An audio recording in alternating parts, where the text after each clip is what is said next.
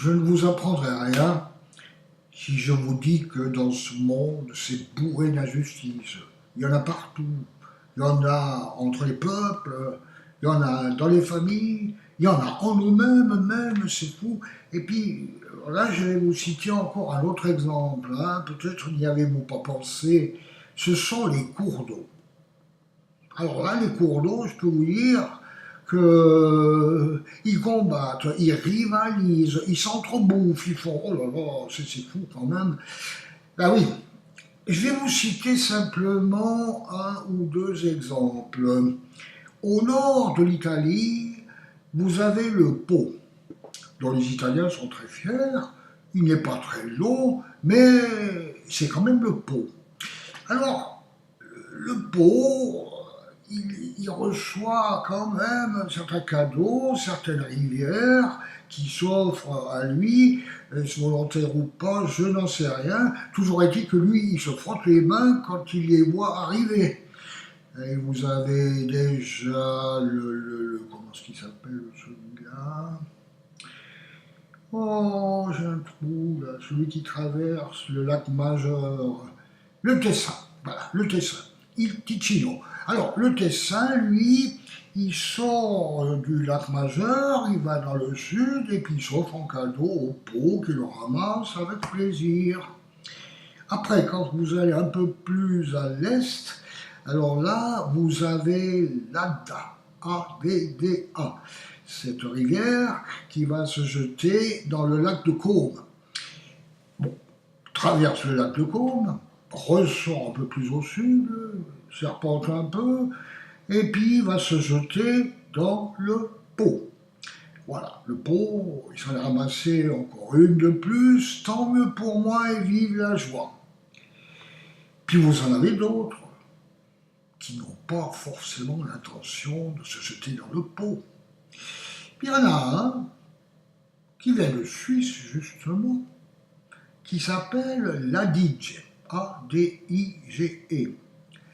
L'Adige, il fait comme les autres, il descend, enfin il va au sud, il s'approche du Pô, qui se lèche déjà les babines, parce qu'il s'est dit, ben voilà, ça en fait encore un de plus. Et voilà que quand l'Adige s'approche du Danube, et puis qu'il voit qu'il en est de plus en plus proche, tout à coup, alors, il a un réflexe de frayeur, de retour en arrière. Il dit non, non, non, non, non, non, non, c'est pas ce que je veux, moi. Je veux quand même, qu'est-ce que je peux faire? Alors, pour finir, il change sa trajectoire, hein, de peur de se jeter dans le Pô. Et il se contente de longer le Pô. Si bien que ça nous fait deux cours d'eau qui se dirigent vers l'Adriatique. Alors, le Pô, bien sûr, il sait qu'il est un fleuve qui va se jeter dans l'Adriatique. Mais ce qu'il ignore, mais qu'il constate petit à petit, c'est que l'Adige, l'autre, qui devait normalement se jeter dans lui-même, eh bien non, non, non, non, non. Il continue sa trajectoire à côté du Pô et se jette lui-même dans l'Adriatique. Alors le Pô, il se dit non mais c'est pas vrai, misère de misère. C'est l'Adige qui est resté un fleuve. Ouais, il est déjà plus grand que moi, mais je m'en fous. Moi, je voulais. Pour moi, ça me semblait évident que ce serait un fleuve, mais non, ouais, un coup tordu. Voilà. Et vous en avez d'autres de cas semblables, tiens, des injustices. Ah oui, tenez, prenez le Danube. Le Danube, il est en Allemagne, voilà, et il circule beaucoup, puis il se jette dans la mer Noire. Noire. Non mais ça va pas. Il naîtrait en Allemagne, là-bas, à Donaueschingen, où c'est la source du Danube, et puis il irait jusqu'à la mer Noire. Mais là, il y a une injustice flagrante, parce que, au début, il naît en Allemagne, et puis, il n'est pas bien grand. Il n'est pas bien grand. Il lui viendrait même pas à l'esprit qu'il va devenir un fleuve. Pourquoi? Eh bien parce qu'il coule un bout jusqu'à ce qu'il arrive à Passau, P-A-S-S-A-U, quand tout à coup, il voit un monstrueux cours d'eau, là, dans lequel il ne voit pas comment faire autrement que de se jeter. Et ce monstrueux cours d'eau, c'est l'Inn, L'-I-N-N. Et puis, voilà, il se noie dedans, alors il est sûr. Enfin, Céline, lui, il se dit, bon, ben, je me suis bouffé ce petit rikiki qui s'appelle Danube, donc maintenant je continue. Eh ben non, eh ben non. Il va redevenir le Danube. Il va s'associer, il n'y comprend rien du tout. Enfin bon, alors moi, je dis, ben, puisque je suis le Danube, c'est bien. Mais c'était pas le Danube, avant il s'appelait l'Inn. Donc, logiquement, il aurait fallu que l'Inn, qui part de l'Engadine, traverse tous les pays qu'il a traversés pour enfin se jeter dans la mer Noire. Je vous dis, c'est comme ça. Mais ça, c'est toujours les hommes qui ont inventé ça. Il y en a des trucs. Mais, tiens, prenez le Rhin. Le Rhin, lui, déjà, après Bâle, il part au nord. Puis là, en Alsace, il y a un petit malin qui s'appelle Lille. Non pas la ville du nord de la France, Lille, L, apostrophe, il, L, L.